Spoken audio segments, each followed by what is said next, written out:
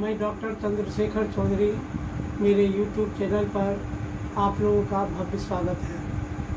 मैं आप लोगों को आज दांत की बीमारियों के बारे में विस्तार से और क्रमशः उनके अलग अलग जो पार्ट हैं उनके बारे में बताना चाहता हूँ, जिससे आपको घर में ही अपना इलाज कर सकेंगे। अन्यत्र कहीं डॉक्टर का चक्कर, दांत के डॉक्टरों का चक्कर लगाना नहीं पड़ेगा और आप स्वस्थ रहेंगे। तो मित्रों, इसके देखने से पहले, मेरे बातों को सुनने से पहले, अगर आप मेरे चैनल पर नहीं हैं, पहले से नहीं हैं, तो इसको सब्सक्राइब कर लें और लाइक करें, शेयर करें। तो अब मेरी बातों को ध्यान से सुनें, जिससे कि आपको काफ़ी लाभ होगा और दांत की बीमारियों से हमेशा बचे रहेंगे। तो सबसे पहले मैं यह बताना चाहता हूँ कि दांत के जड़ में अगर पस बन जाए, दांत के जड़ में फोड़ा हो जाए, बॉयल्स हो जाए, एब्सेस हो जाए, तो उसमें कौन सी दवा हम लेंगे जिससे हमको इससे छुटकारा मिले। उसके लिए जो प्रमुख दवा है, मैं उसका नाम पहले बताना चाहता हूँ। ईपर सल्फर, मर्कसोल, साइलिसिया और हेक्ला लावा, ये प्रमुख दवा है। और भी कई दवाएं हैं, लाइको भी है और नेट्रम्यू भी है, लेकिन ये चारों दवाएं ज़्यादा इम्पोर्टेंट हैं और बनने वाले एब्सेस को जल्दी से जल्दी ठीक कर दांत के जड़ को स्वस्थ रखते हैं। लेकिन केवल आंख मूंद कर हम यह दवा नहीं ले सकते। होम्योपैथिक में हर एक दवा तभी ली जा सकती है जब उसका लक्षण हमारी बीमारी से मिलता जुलता हो। तो ईपर सल्फर और साइलिसिया दोनों में पस बनता है और उसके दांत के जड़ में, और एब्सेस बन करके उससे मवाद निकलता है। लेकिन अगर सुसुम पानी या गर्म पानी लेते हैं तो उसमें आराम मिलता है। उस लक्षण में ईपर सल्फर और साइलिसिया दवा है, और दूसरे लक्षणों में मर्कसोल और हेक्ला लावा लेंगे।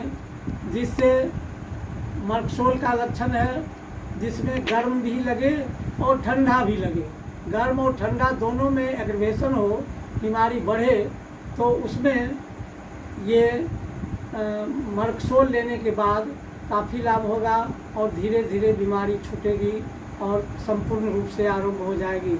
उसी तरह हेक्ला लावा भी दांत के जड़ को अगर पस बनना प्रारंभ हुआ है तो उसमें लेने से उसको स्वस्थ रखता है और दांत स्वस्थ रहता है। अब मैं इस बारे में बताना चाहता हूँ जिसमें दांत टूट कर, यानी ब्रेकिंग टीथ, दांत कैल्शियम फॉस्फेट का बना रहता है और उसके डिस्ट्रक्शन से दांत टूट कर गिरता है। तो उसमें जो दवा होगी, उस दवा के बारे में मैं बताना चाहता हूँ।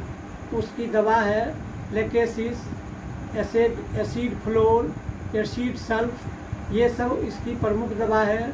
और इन दवाओं का प्रयोग करने पर यह और Calcarea carb, Calcarea floor, acid floor, ये सब दवा है जिससे डिस्ट्रक्शन को रोकता है।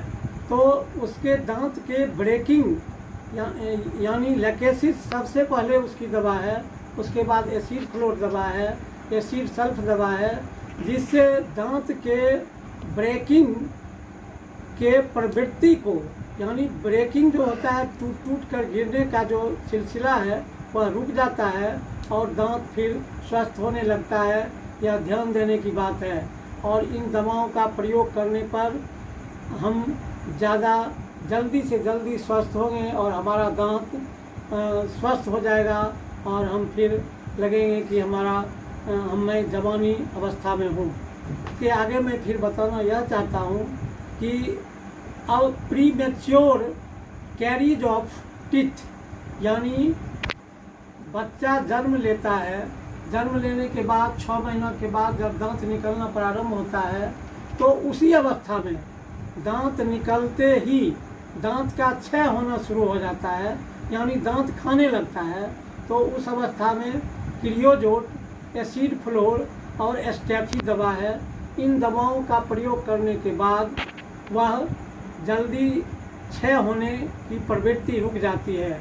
लेकिन रैपिड कैरीज ऑफ टीथ में एसिड फ्लोर प्रमुख दवा है, स्टेफी भी है, लेकिन एसिड फ्लोर, कैलकेरिया कार्ब ये सब प्रमुख दवा है। और इन दवाओं का प्रयोग करने के बाद अब ध्यान रहे कि हम किस पोटेंसी में हम यूज करें, तो यह फिजिशियन के एक्सपीरियंस पर निर्भर है।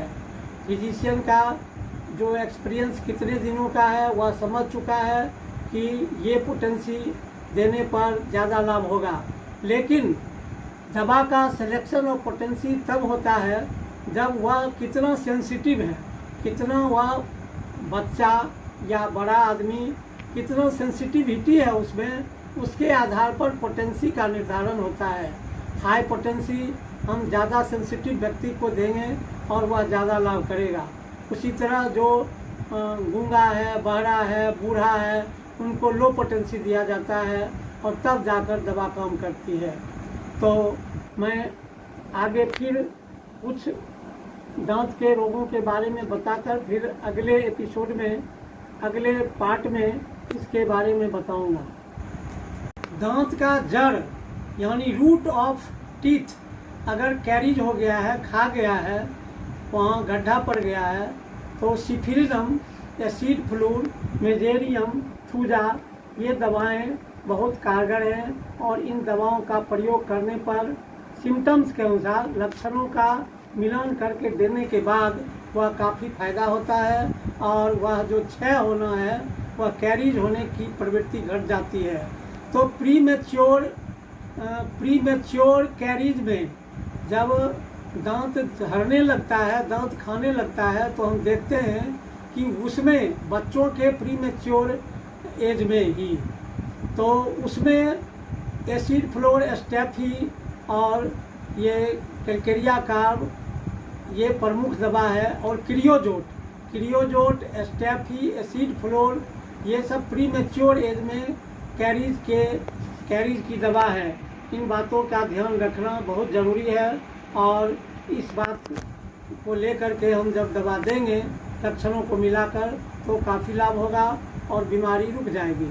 तो जड़ खाने पर जो थूजा, मेजेरियम, सिफिलिनम है यह वह रूट के कैरीज में दिया जाता है और वह फिर झड़ना बंद हो जाता है और रूट से दांत को खाने की बीमारी समाप्त हो जाती है। और जब साइड से रूट से खाने पर जो है वह दवा मैंने बताया, और अब साइड से अगर कैरीज हो रहा है, खा गया है, छेद कर दिया है, तो गड्ढा पड़ गया है, तो उसमें स्टेफी, थूजा और मेजेरियम दवा है। और इन दवाओं का प्रयोग करने के बाद वह हर समय हमको ध्यान यह रखना पड़ेगा कि उच्च कोटि की कंपनियां जो हैं, जो फार्माकोपिया के नियम का पालन करती हैं और उसकी 200 पोटेंसी 30 से लेकर 200 पोटेंसी का यूज करने के बाद वह जो बीमारी लगी हुई है कैरीज का वह समाप्त होगा और दांत स्वस्थ होने लगेगा।